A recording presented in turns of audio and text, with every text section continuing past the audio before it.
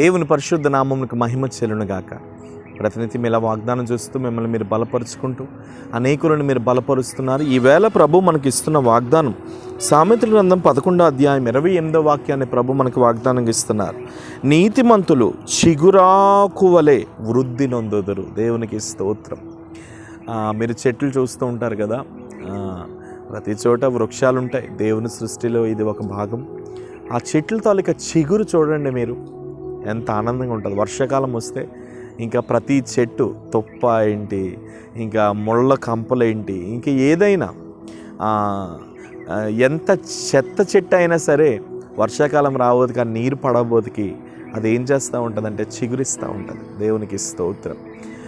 ఆ చెట్టుతో పోలుస్తున్నాడు నీ బ్రతుకుని. హల్లెలూయా. ఆ మొక్కతో పోలుస్తున్నాడు. అది ఎలా చిగురిస్తుంది, అది ఏ విధంగా చిగురిస్తుందో, అది ఎలా చిగురిస్తుందో అలా నిన్ను నేను వృద్ధి కలుగజేయబోతున్నాను అంటున్నాడు. దేవునికి స్తోత్రం.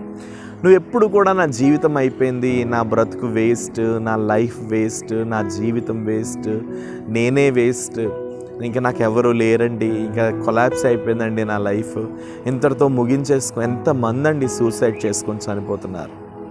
గమనిస్తున్నారు పిల్లలు? ఎంతమంది సూసైడ్ చేసుకొని చనిపోతున్నారు ఈ దినాలు. వాళ్ళు ఎందుకు సూసైడ్ చేసుకుంటున్నారో తెలియదు. వీళ్ళే కాదు, ధనమున్నవారు, బలమున్నవారు, ఘనతున్నవారు, అందమున్నవారు, వాళ్ళంటి వాళ్ళు కూడా ఎందరో వ్యక్తులు సూసైడ్ చేసుకొని చనిపోతున్నారు. వారి ధనము వారి ప్రాణాలు నిలబెట్టలేకపోతుంది, వారి బలం వారి ప్రాణాలు నిలబెట్టలేకపోతుంది, వారి వెండి ఐశ్వర్యాలు వారి ప్రాణాలు నిలబెట్టలేకపోతున్నాయి, వారి అందచందాలు వారి ప్రాణాలు నిలబెట్టలేకపోతున్నాయి. మీరు గమనించండి, చిగురాకు వలె ఒక చెట్టు ఎలాగైతే చిగురిస్తూ ఎదుగుతుందో, చిగురుంటేనే కదండి మొక్క ఎదిగేది. హల్లెలూయా. నా వెనకాల చాలా చెట్లు మీరు చూస్తున్నారు. చిగురు ఉంటేనే కదా మొక్క ఉండేది.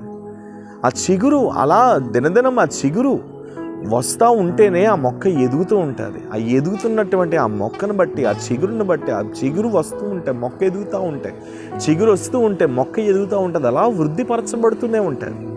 ఈరోజు దేవుడు అంటున్నాడు, నువ్వు ఏ నరుణ్ణి ఆశ్రయించదు, నరుడిని నమ్మడం మానేయమంటున్నాడు దేవుడు. నరుడిని నమ్మడం మానే. నరులను నమ్ముకొని మోసపోయావు.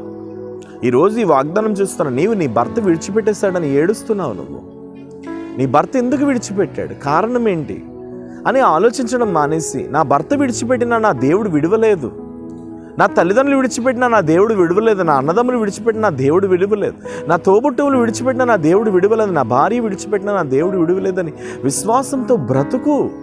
నీ జీవితము ఎలా ఉండబోతుందో తెలుసా? ఒక చిగురు వలె దేవుడు వృద్ధిపరచబోతున్నాడు.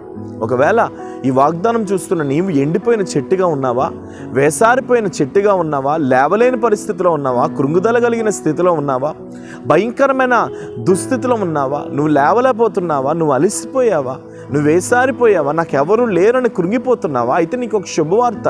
ఇది మొదలుకొని ఎండిపోయిన చెట్టు వంటి నీ జీవితాన్ని దేవుడు మరలా చిగురింపు చేయబోతున్నాడు. ఎండిపోయిన చెట్టు వంటి నీ జీవితాన్ని దేవుడు మరలా చిగురింపు చేయబోతున్నాడు.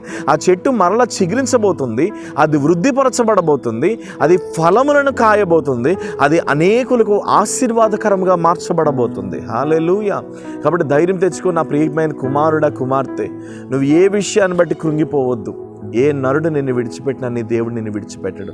ఈరోజు దేవుడు అంటున్నాడు, నీతిమంతుడిగా ఉన్న నీ జీవితమును చిగురాకు వలె వృద్ధిపరచబోతున్నాడు దేవుడు. దేవునికి స్తోత్రం.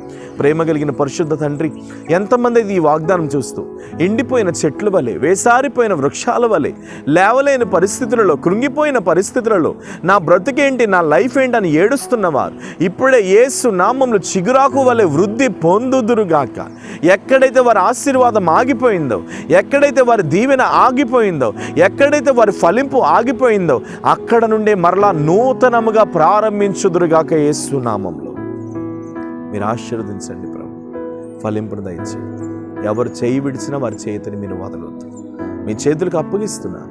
మీరు అనేకులకు దీవెనకరంగా మార్చి ఫలింపును దయచేసి ఉన్నతమైన శిఖరాగ్రంపై నిలబెట్టమని ప్రార్థిస్తూ యేసు నామముని ప్రార్థన అడుగుతున్నాను తండ్రి. ఆమేన్. God bless you. వాగ్దానం చూస్తారు, దేవుడు మిమ్మల్ని ఆశీర్వదించాడు, అనేకులకు దీవెనకరంగా మార్చాడు. ధైర్యంగా ఉండండి. ఎవరు చేయి విడిచిన ప్రభు మీ చేతిని వదలడు. నిశ్చయంగా ధైర్యంగా ఉండండి. నీకు దూరం చేసేది నాకు వదిలేసే అనే నూతనమైన పాట విడుదలైంది. ఖచ్చితంగా వీక్షించండి, అనేకులకు షేర్ చేయండి.